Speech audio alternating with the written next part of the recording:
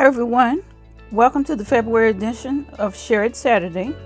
It's a group of talented ladies who came together, and it's hosted by Scrappy Take and Sharon Moore, and we sharing tips about our electronic die cutting machines. So as you can see here, I'm in Design Studio, and I have already purchased a stencil design that I want to show you and how to cut it and how you can use it in a couple of different ways. So I populate the image onto my mat as shown, and I like this rose, but I just want to use the rose itself. I don't want the leaves or the stem. So in order to do that, I have to use a feature called Ungroup. So I have to highlight or select the entire image. In order to do this, select the entire image. You can right click, or you can go to the menu at the top of the page, but you can select the entire image and right click and select, scroll down to Ungroup. This will make every piece its own entity, and you can move them around or separate them in any way you see fit. So I want to remove the leaves and the stem, so I highlight or select just that section, and now I can move it away. I can go ahead and delete this image because I won't be using it for my design. So now I have to go back and group the image so it'll be one piece again. And I'm deciding now how large or how small I want this image to be. I'm thinking I want to use it for some cards, and I wanted a nice size. So I was thinking about a 4-inch square, around about that. So after I get my size where I want, I press send because I want to see where the cutting lines are. And you can see everything shown in red are the cutting lines. That's what the machine will actually cut. So now Silhouette has its own stencil material, and there's a setting called stencil material, which I will select here. I'm not using that. I'll show you what I used in a second, but this will give me the base, or give me a good starting point to where I need to put my settings. And I'm thinking, because of the thicker material, I may have to do 2 passes just to make sure it cuts all the way through. So here's the paper, or the material I use. It's a Jot Dollar Tree folder, a school folder. And this is perfect because it's cheap. You can find it readily available, and you can use it in various different ways. So I cut the holes off in the tab so I can have one sheet, and this is what I'm going to load into my cutting machine on my mat.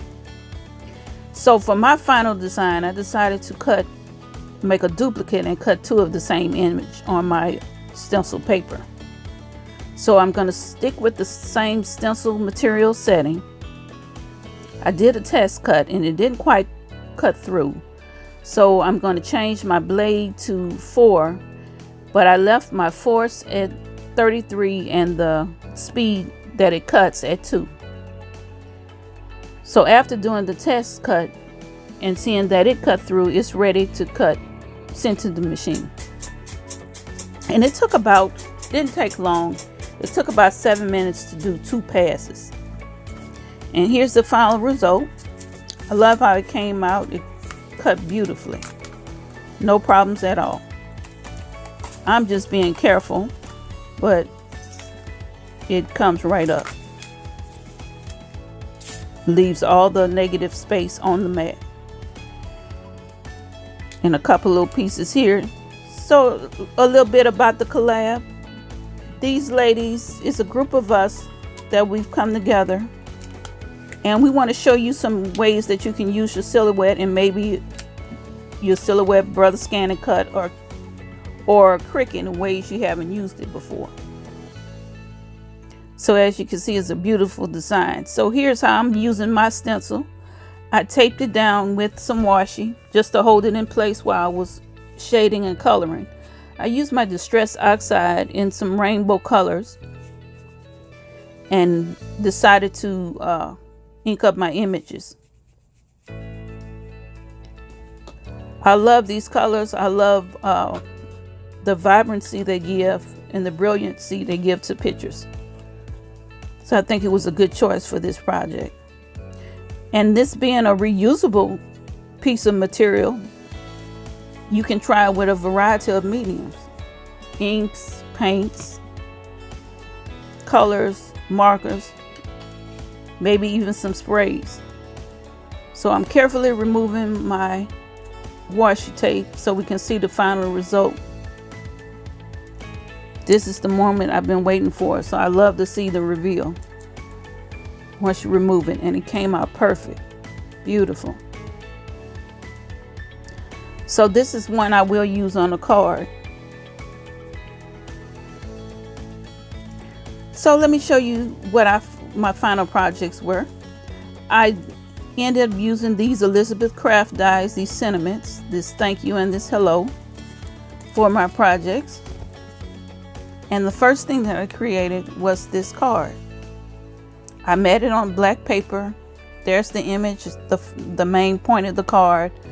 I added the hello and some gem pieces. I think it came out pretty good. Love the design.